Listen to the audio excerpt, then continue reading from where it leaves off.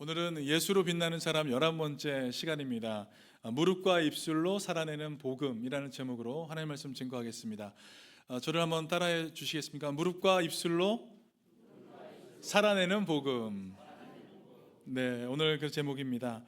여러분, 우리가 흔히 그리스도인의 영성이라고 얘기할 때 떠올리는 어떤 그 단어가 있다면 아마도 기도와 말씀, 이렇게 아마 떠올리실 것 같아요.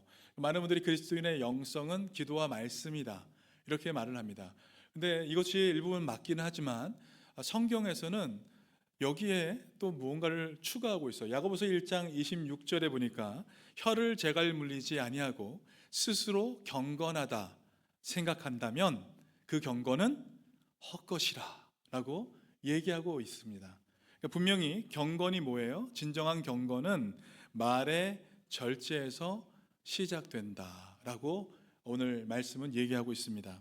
또 야고보서 3장 6절에서 야고보는 이 혀를 불이라고 표현했습니다. 선한 말을 하면 생명을 살릴 수 있지만 반대로 악한 말을 하면 사람을 죽이고 공동체를 무너뜨릴 수 있는 불과 같은 역할을 하기 때문에 그렇습니다. 또 잠언 18장 21절에서는요, 죽고 사는 것이 혀의 힘에 달려있다 라고 되어 있고요, 누가복음 6장 45절에서는 예수님께서 마음에 가득한 것이 입을 통해 나온다라고 얘기도 하셨습니다. 결국 우리가 하는 이 말은요, 단순한 소통의 도구가 아니라 신앙의 진실성과 내면의 상태를 드러내게 되는 영적 지표다. 그러니까 우리의 말은 우리 영적인 지표가 된다라는 의미라고 할 수 있습니다. 심지어 여러분, 하나님께서 원망하는 이스라엘 백성에게 하신 말씀을 보면 이 말이 또 얼마나 중요한지 우리가 알 수 있습니다. 민수기 14장 28절에 뭐라고 하냐면, 너희 말이 내 귀에 들린 대로 내가 너희에게 행하리니 라고 여호와 하나님께서 그렇게 얘기해 주셨어요. 말한 대로 내가 행하겠다. 여러분, 하나님 우리의 말을 들으시고 그 말에 따라 반응하시는 분이세요. 평소에 우리가 어떤 말을 하느냐, 하나님 다 듣고 계세요, 여러분. 그래서 아이고, 내가 그때 얘기했던 하나님 들으셨구나 라는 것을 저도 살면서 많이 경험하게 됩니다. 근데 예수님도 이렇게 말씀하셨어요. 아주 무섭게 얘기한, 무익한 말에 대해서 심판날에 신문을 받으리니. 마태복음 12장 36절에 얘기하셨습니다. 무익한 말이 있다는 것이죠. 그 말은 심판날에 신문을 받게 될 것이다. 말의 조심성에 대해서 성경은 얘기하고 있습니다. 그렇다면 여러분, 복음을 전하는 성도는 어떤 말을 하면서 살아가야 하는 것입니까? 그렇다면 우리는 기도의 자리에서 어떻게 하나님께 기도를 올려드려야 하는 것일까? 세상 속에서 어떤 말로 이 세상을 살아가야 하는 것일까? 이런 질문을 가지고 오늘 우리 말씀을 한번 같이 살펴보기를 원합니다. 바울은 골로새서 3장에서 그리스도 안에서 새 사람 된 이들이 교회 안에서, 가정 안에서, 그리고 직장 안에서 어떻게 삶을 살아야 하는지, 어떠한 관계를 맺으며 살아가야 하는지에 대해서 말씀해 주었습니다. 그리고 오늘 본문에서는 이제는 그 시선을 이 울타리 넘어 교회 밖, 그 세상 속에 있는 불신자들에게까지 향하고 있다는 것을 우리는 볼 수 있습니다. 이것은 우리 그리스도의 통치를 받는 성도들은 세상 속에서 감당해야 할 복음의 책임에 대한 도전이 있다, 복음의 책임에 대한 것이 분명히 전제되어 있다라는 것을 의미합니다. 이 복음의 책임에 대한 것을 사도 바로 오늘 크게 두 부분으로 나누어 얘기했습니다. 첫 번째는 2절부터 4절에 걸쳐서 무릎으로 복음을 준비하라. 따라해 보세요. 무릎으로 복음을 준비하라. 그리고 이제 5절에서 6절을 통해서 입술로 복음을 살아내라. 따라해 보세요. 입술로 복음을 살아내라. 그렇게 이렇게 두 부분으로 크게 나누어서 얘기해 주고 있습니다. 모든 성도가 무릎과 입술로 복음을 준비하고 살아내야 한다, 사도 바울이 얘기하고 있는 것입니다. 이것이 우리 성도가 살아가면서 해야 할 여러분 사명인 줄 믿으시기 바랍니다. 우리는 복음을 살아내야 하는 책임이 있습니다. 여러분, 무엇으로요? 우리의 무릎과 우리의 입술로 이 복음을 살아내야 하는 것입니다. 한마디로 기도와 말로 복음을 살아내며 살아가야 한다라는 것이에요. 한 목회자가 이런 말을 했습니다. 하나님은 모든 것을 하실 수 있지만 기도하지 않는 자를 위해서는 일하지 않으십니다. 그렇게 얘기했어요. 기도하지 않으면 하나님은 일하지 않으십니다.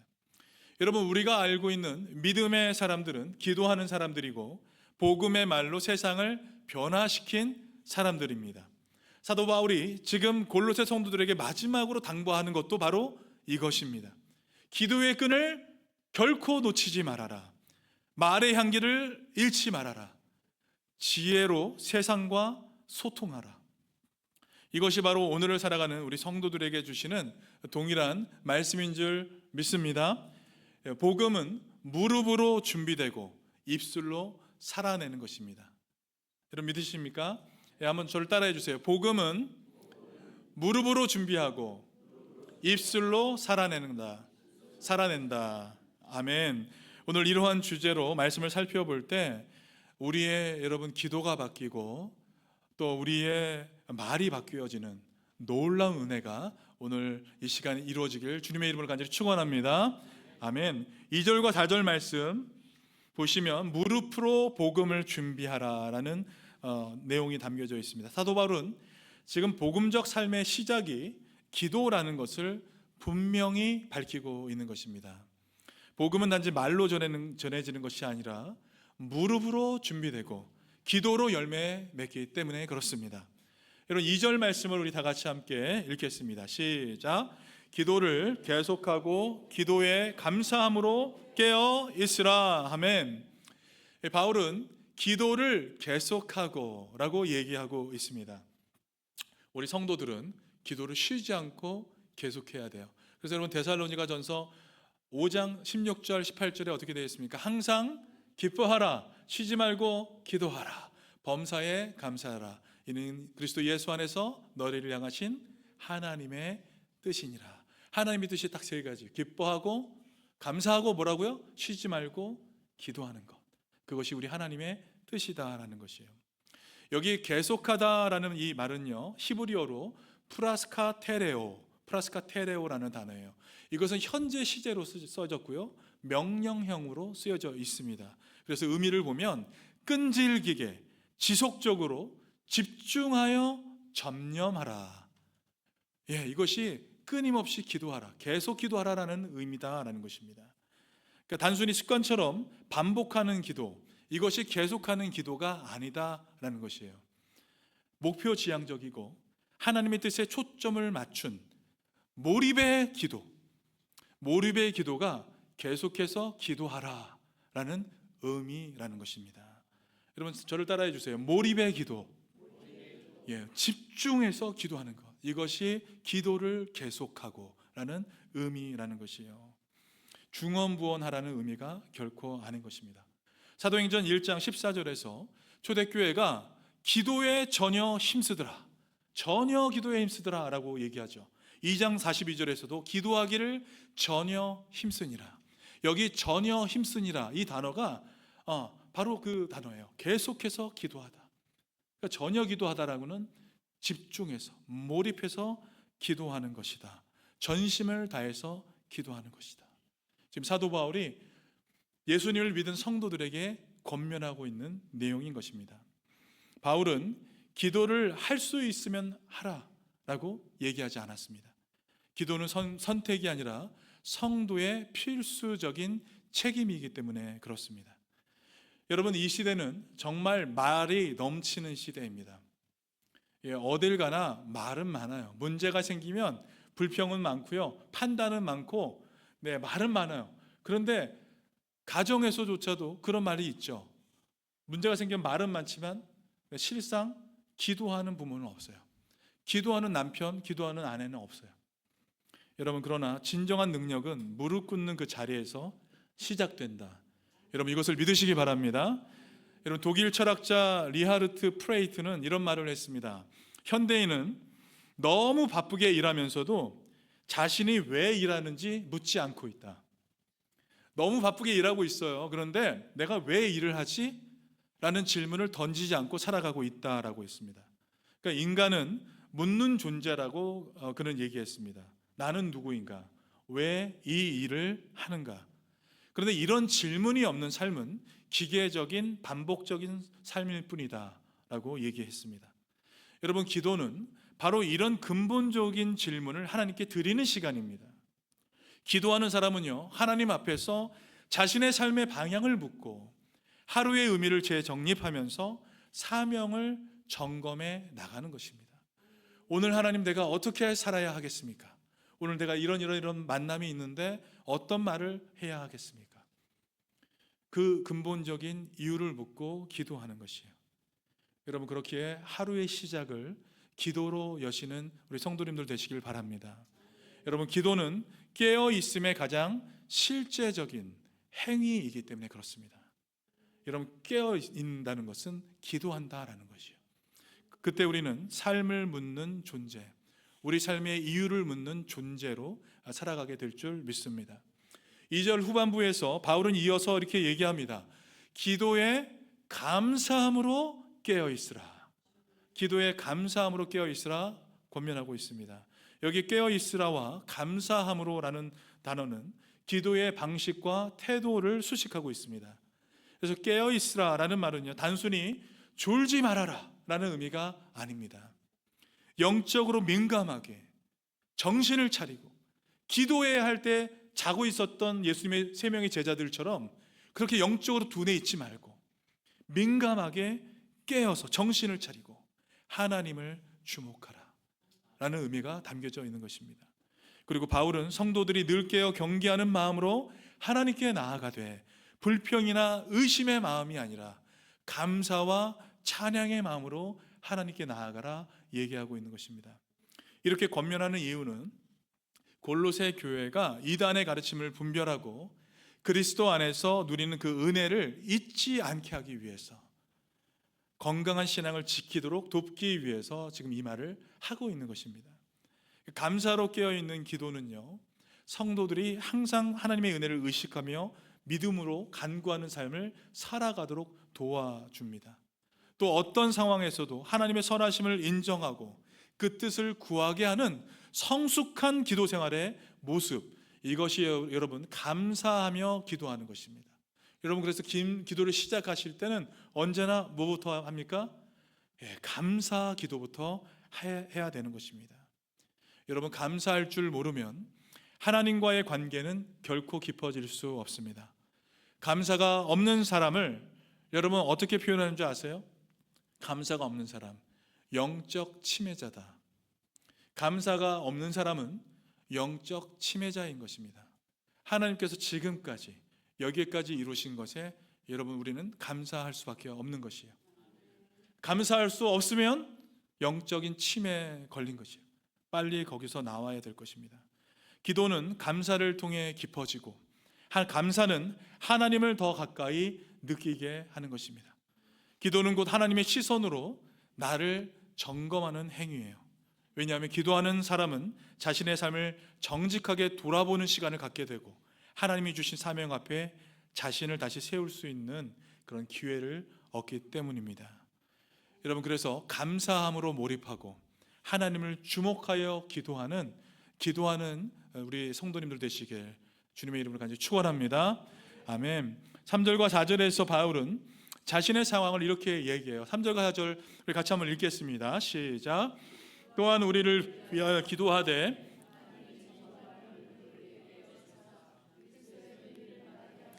구하라. 내가 이 일 때문에 매임을 당하였노라. 그리하면 내가 마땅히 할 말로써 이 비밀을 나타내니라. 아멘. 여러분, 지금 사도 바울이 이 편지를 쓰고 있는 장소가 어딘지 아세요? 감옥입니다. 그래서 지금 사도 바울은요, 감옥에 있어요. 그래서 내가 이 일 때문에 매임을 당하였다라고 고백하고 있습니다. 그런데 여러분, 사도 바울의 이 놀라운 기도를 보세요. 자신은 지금 매임을 당한 그 처지에 있지만 뭐라고 합니까? 자신이 풀려나는 것을 위해서 기도하라 라고 얘기하지 않고요, 전도의 문이 열리기 위해 기도하라 라고 말하고 있다는 것입니다. 여러분, 여기서 바울은 복음을 그리스도의 비밀, 토 미스테리온 투 크리스토라는 그리스도의 비밀이라고 복음을 얘기하고 있습니다. 여러분, 이 비밀은 단순한 신비가 아닙니다. 그리스도 안에서 드러난 하나님의 구속 계획을 의미하는 것이에요. 그래서 이미 우리가 앞서 살펴봤습니다. 골로새서 1장 26절과 27절 말씀 우리 같이 한번 읽겠습니다. 시작. 이 비밀은 만세와 만대로부터 감추어졌던 것인데 이제는 그의 성도들에게 나타났고 하나님이 그들로 하여금 이 비밀의 영광이 이방인 가운데 얼마나 풍성한지를 알게 하려 하심이라. 자, 이 비밀은 너희 안에 계신 그리스도시니 곧 영광의 소망이니라. 아멘. 여러분, 이 비밀은 뭐예요? 그리스도. 그리스도 안에 감추어진 하나님의 구원 계획이다라는 것입니다. 그리고 4절에서 내가 마땅히 할 말로써 이 비밀을 나타내리라 라고 사도 바울이 얘기하고 있습니다. 여러분, 여기서 마땅히라는 것은요, 신적 필연성을 의미합니다. 즉 바울의 복음 사역은요, 그가 선택한 단순한 선택의 문제가 아니라 하나님의 부르심에 순종한 사명이었다는 것을 분명하게 지금 강조하고 있는 것입니다. 하나님의 구속 계획을 말로서 나타내는 일, 이것이 사도 바울의 사명이었습니다. 여러분, 그럼 우리는 종종 모든 성도가 전도자가 되어야 한다고 강조합니다. 하지만 바울은요, 오늘 본문에서 자신이 복음을 전하는 사명인사임을 분명히 밝히고 있습니다. 그런데 성도들에게는 뭐라고 얘기합니까? 복음이 능력 있게 선포되도록 기도하라, 중보하라 라고 중보자로 서야 된다는 것을 말하고 있다는 것을 우리는 알 수 있습니다. 무슨 의미입니까? 모든 성도가 전도자가 되지는 않지만 우리 모두는 무릎으로 복음을 준비하는 중보자가 되어야 한다는 것이에요. 여러분, 우리는 중보자가 되어야 할 줄 믿습니다.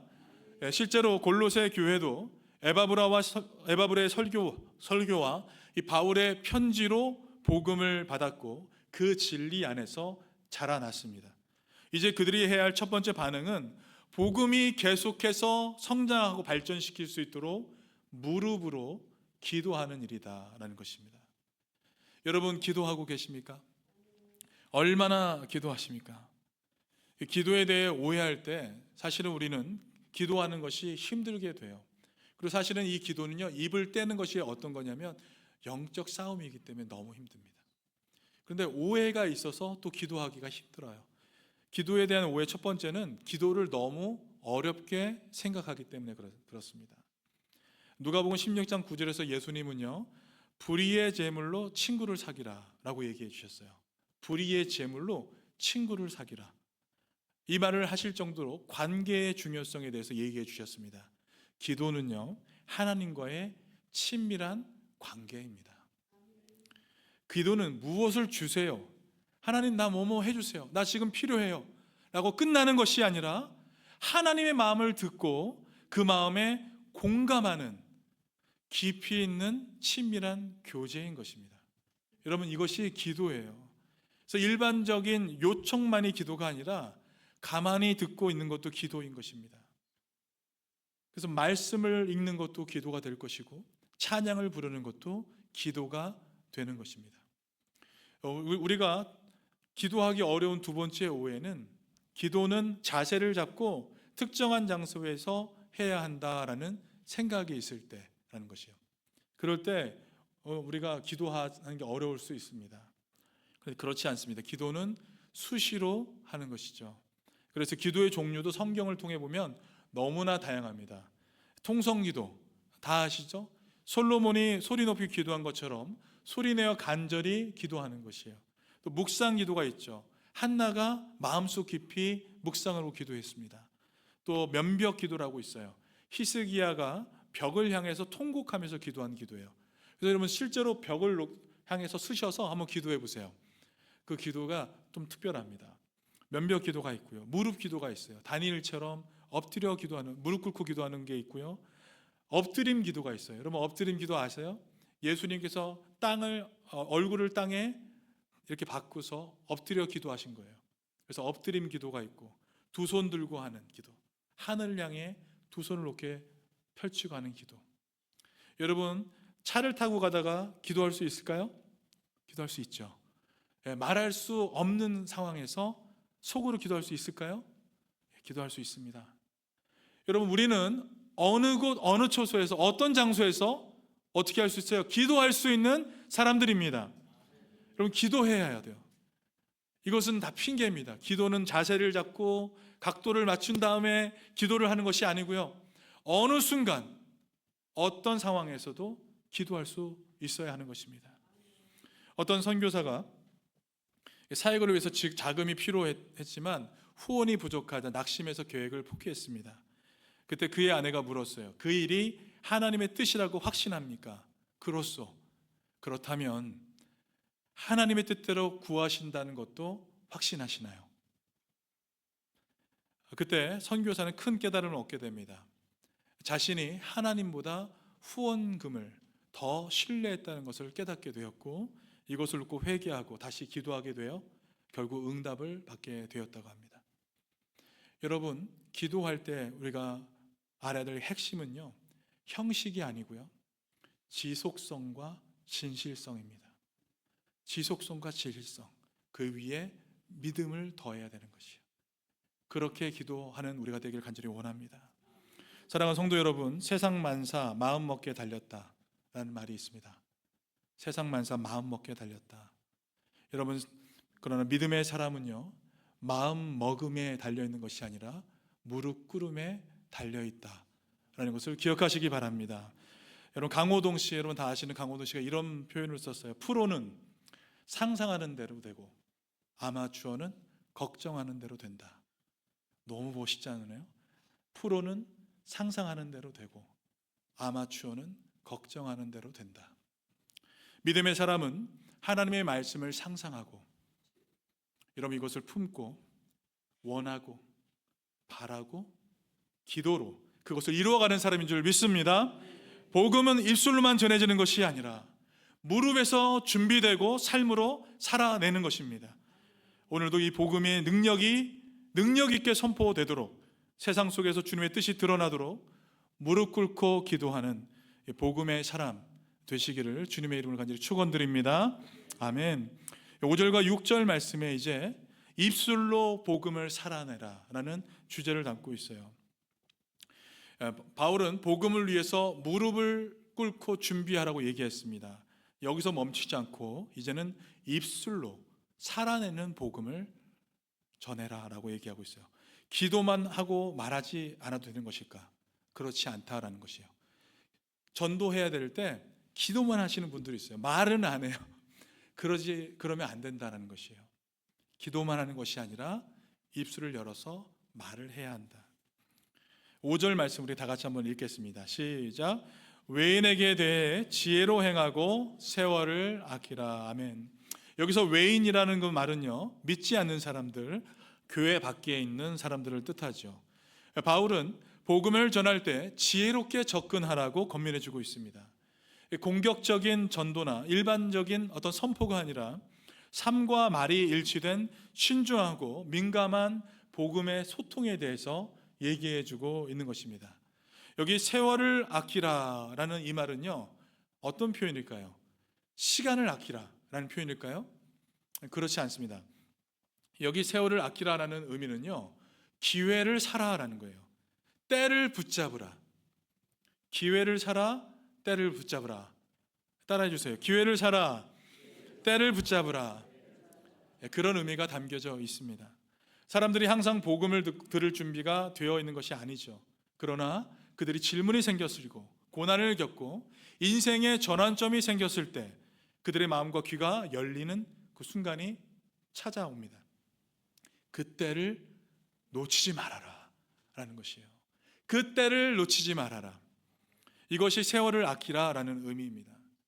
여러분, 지혜로운 전도란 그 기회를 놓치지 않고 복음의 문이 열릴 때를 분명하게 알고 들어가는 것입니다.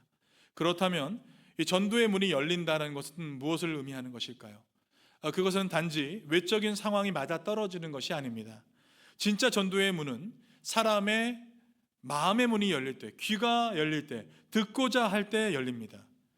복음은 억지로 밀어 넣는 것이 결코 아닙니다. 하나님께서 여신 마음의 문 안으로 겸손히 들어가는 것입니다. 그래서 여러분 사도행전 17장 11절을 보면 베레아 사람들이라는 아주 좀 특별한 사람들이 등장하게 됩니다.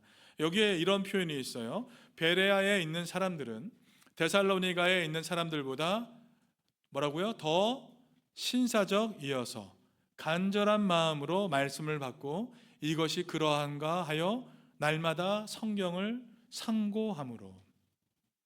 여러분, 이들은요 복음을 들을 때 단순한 감정으로 반응하지 않았습니다. 선입견으로 반응하지 않았어요. 말씀을 듣고 그 말씀이 정말 그러한가 상고하는 태도, 진리를 분별하는 그런 태도를 가지고 있었다라는 것이요. 여기서 상고하다, 아나크리노라는 단어는요 법정에서 신문하듯이 철저하게 조사하고 판단한다라는 의미가 담겨져 있습니다. 그러니까 베레아 사람들은 귀가 열린 사람들이었어요.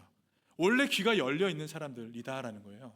어떤 얘기를 들어도 신사적으로 상고하는 사람들이다라는 거죠. 이성과 신앙으로 복음을 검토한 신사적인 사람들이다. 이런 사람들이 이 세상에 많이 있습니다, 여러분. 하지만 그들 모두가 귀가 열려 있다고 해서 마음이 열려 있는 것은 아닙니다. 마음이 닫혀 있으면 복음이 들어갈 수가 없는 것이에요. 복음은 들려야 하고 동시에 받아들여져야 하는 것입니다. 이와 비슷한 장면이 요한계시록 3장 20절에 나오죠. 볼지어다 내가 문 밖에 서서 두드리노니 누구든지 내 음성을 듣고 문을 열면 내가 그에게로 들어가 그와 더불어 먹고 그는 나와 더불어 마시리라, 먹으리라. 여기서 여러분 우리는 중요한 복음의 원리를 발견합니다. 예수님이 언제 어디에 계세요? 언제나 문 밖에 서서 기다리신다. 그분은 억지로 문을 부수고 들어오시지 않으신다. 여러분, 이것을 통해 알 수 있는 것은 무엇입니까? 복음은 강요가 아니라 초청이다라는 것입니다. 예수님은 말씀하시고 우리는 듣고 문을 열어야 하는 것입니다. 복음의 주도권은 하나님께 있지만 그 복음 앞에 응답하고 문을 여는 책임은 우리의 몫이기도 하는 것입니다. 결국 중요한 것은 마음이 열리는 그 순간, 여러분 마음이 열리는 그 순간 바로 그때를 놓치지 않는 것, 여러분 이것이 지혜인 것입니다. 복음은 강제로 들려지는 것이 결코 아닙니다. 때를 기다려야 합니다. 귀가 열릴 때, 마음이 열릴 때, 삶의 전환점이 설 때 그 기회를 기도로 준비하고 지혜로 분별하고 은혜로 말하는 우리 모두가 되기를 간절히 원합니다. 내 남편은 목사님 기도해도 안 바뀌어요. 그런 분들이 많이 계시죠. 근데 그 때가 있다는 것이에요. 그 때를 분별해야 한다. 전도하다 보면 교회 한번 가보겠다라고 말씀하시는 분들이 계십니다. 그렇죠? 또 어떤 분들은 병원이나 이웃이나 또 일터에서 만나는 분들은 우리가 복음을 전할 때 꼭 가겠습니다라고 얘기까지 하시는 분들이 계세요. 그런데 실제로 여러분 오는 사람은 극히 드뭅니다. 되게 적어요. 왜 그럴까요? 사단의 역사가 분명히 있기 때문에 그렇습니다. 우리가 이것과의 싸움을 해야 합니다. 그래서 여러분 사단이 얼마나 역사하는지, 예배 중에 전화벨이 울리고요, 갑자기 인터넷이 끊기고 말씀이 선포되는 중요한 순간에 이상한 방해가 생기고, 실제로 제가 예배 중에 겪은 일들이에요.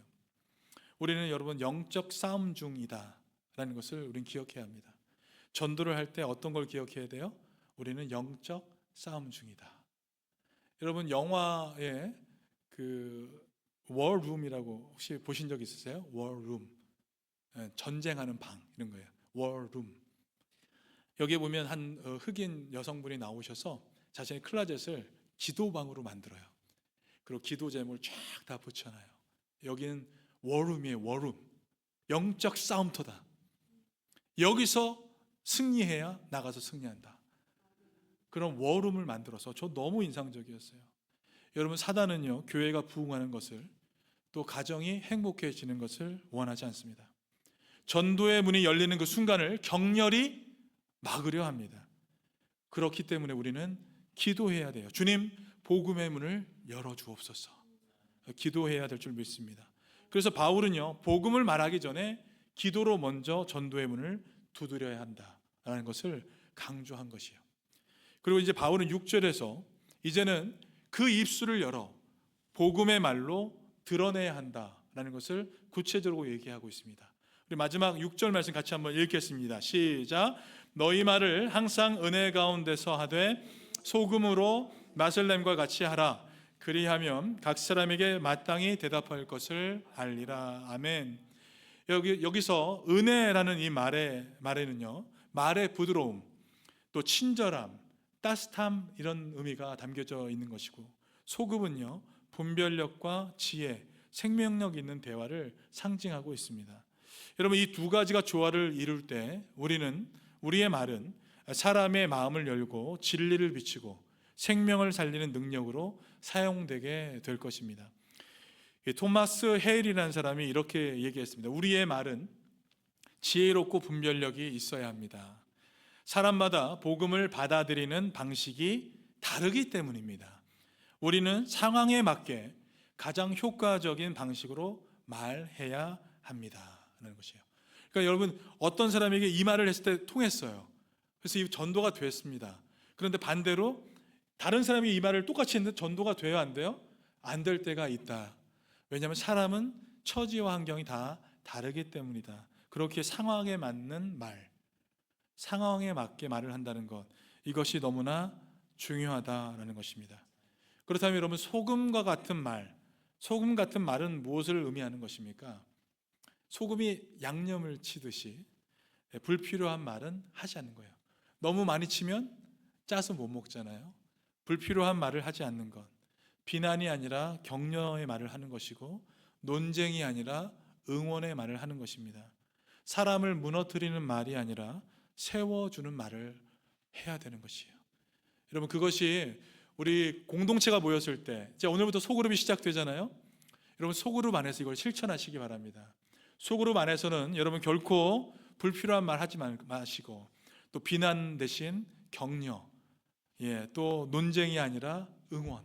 논쟁하면 속으로 큰일 나요. 그래서 논쟁이 아니라 응원을 하시고, 사람을 무너뜨리고 헐뜯는 말이 아니라 세워주는 말. 여러분, 그런 말들 우리가 하기를 간절히 원합니다. 어떤 사람들은 전도에 실패하는 이유가 용기 부족이다, 용기가 부족해서 그래, 이렇게 얘기해요. 그런데 실상은요, 지혜 부족입니다. 용기 부족이 아니라 지혜 부족. 복음을 말하는 능력은 단지 설득하는 기술에 있는 것이 아니라 지혜로운 분별과 준비된 입술에서 나온다는 것, 여러분 기억하시기 바랍니다. 또한 여러분, 우리가 하는 그 말은요, 은혜로우면서도 진리를 꿰뚫는 그런 힘이 있어야 합니다. 아니 여러분, 저한테 이렇게 얘기할 수 있을 것 같아요. 목사님, 저는 진리를 꿰뚫는 말을 할 수 있는 힘이 없습니다, 말할 줄 모릅니다 라고 얘기할 수 있을 것 같아요. 그런데 여러분, 사도행전 4장 13절 말씀을 보면요, 베드로와 요한에 대한 평가를 하고 있는 장면인데 같이 한번 읽어보겠습니다. 시작. 그들이 베드로와 요한이 담대하게 말함을 보고 그들을 본래 학문 없는 범인으로 알았다가 이상히 여기며 또 전에 예수와 함께 했던 줄도 알고. 사람들이 놀라웠어요. 베드로와 요한이 얘기한 것으로 놀랐어요. 그들의 유창한 언변 때문이 아니었습니다. 그 말에 담긴 담대함, 진리를 향한 확신, 그리고 예수님과 함께 있는 사람들만 나올 수 있는 능력, 이것을 보게 된 것입니다. 그래서 여러분, 복음을 전하는 능력은요, 말 솜씨에서 나오는 것이 결코 아니다. 예수님과 함께한 삶에서 나오는 것이다. 여러분 믿으십니까? 내가 평소에 예수님과 함께 동행하고 있다면 우리 입에서 담대함과 확신과 능력이 나오게 될 줄 믿습니다. 기도로 준비된 심령, 성령으로 충만한 내면에서 나오는 말 한마디가 영혼을 변화시키게 될 줄 믿습니다. 그러므로 우리는 주저하지 말고 담대히 복음을 전해야 될 줄 믿습니다. 비록 우리가 세상 눈에 평범한 범인일지라도 예수와 함께한 사람은 비범한 복음의 증거자가 될 수 있습니다. 하나님은 지금도 그런 사람을 사용하고 계십니다. 삶으로 먼저 복음을 보여주고 말로 그것을 연결할 때 우리의 복음은 힘을 가지게 될 것입니다. 기도로 문을 열고 지혜로운 말로 그 문 안으로 들어갈 때 하나님은 사람들의 마음을 여실 것입니다. 복음은 기도로 준비되고 말로 살아내는 것입니다. 저를 따라해 주세요. 복음은 기도로 준비되고 말로 살아내는 것이다. 여러분 믿으십니까?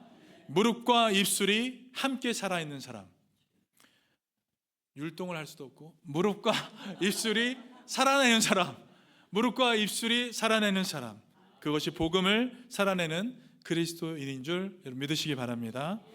말씀을 맺겠습니다. 복음은 말로 전해지지만 그 말은 기도에서 준비되어야 하며 삶으로 뒷받침되고 은혜로 풀어져야 하는 것입니다. 우리는 모두 같은 방식으로 복음을 전하지 않습니다. 그러나 모두가 같은 마음으로 같은 방향으로 복음을 위해 살아가야 될 줄 믿습니다. 산소 용접기 아세요? 산소 용접기는 산소와 아세틸린을 적절히 혼합하여서 3500도 강력한 불꽃이 나올 때 이렇게 사용하는 것입니다. 이 불꽃이 강철도 녹이고 절단할 수 있습니다. 그러나 아무렇게나 섞어서 불을 붙이면 불꽃만 튀지 강력한 절단기가 될 수는 없습니다. 우리의 신앙도 마찬가지입니다. 기도와 말씀, 믿음으로 행하는 삶이 조화를 이루어 그리스도를 향할 때, 여러분 그럴 때 우리의 삶에 하나님이 일하시는 강력한 능력이 드러나게 될 줄 믿습니다. 그럴 때 우리는 강철도 자르는 불꽃처럼 사람의 마음을 여는 복음의 불꽃이 될 줄 믿습니다. 끊임없이 이어지는 기도, 말씀에 근거한 말, 사랑이 담긴 삶은 낙숫물이 바위를 뚫듯이 결국 현실의 벽을 넘는 은혜의 통로가 될 줄 믿습니다. 로마서 8장 28절은 이렇게 말합니다. 우리가 알거니와 하나님을 사랑하는 자 곧 그의 뜻대로 부르심을 입은 모든 자들에게는 모든 것이 합력하여 선을 이루느니라. 아멘. 복음 전파의 문을 여시는 분은 우리 하나님이십니다. 여러분 기도하십시오. 그 문이 열리도록 간절히 무릎 꿇고 준비하시기 원합니다. 준비하십시오. 삶에서 우러나온 말은 거짓이 없습니다. 지혜롭게 말씀하십시오. 은혜와 진리로 소금처럼 대답할 말을 준비하시기 바랍니다. 기도 없는 교회는 복음 없는 교회입니다. 말 없는 그리스도인은 빛이 없는 등불입니다. 오늘 이 말씀을 여러분 기억하기를 원합니다. 기도로 깨어있고 말로 복음을 밝히자. 따라해보세요. 기도로 깨어있고 말로 복음을 밝히자. 다시 한번 기도로 깨어있고 말로 복음을 밝히자. 아멘. 기도와 말, 이 두 가지가 여러분의 삶에서 예수님을 드러내는 살아있는 빛이 되시기를 우리 주님의 이름으로 간절히 축원드립니다. 같이 기도하겠습니다.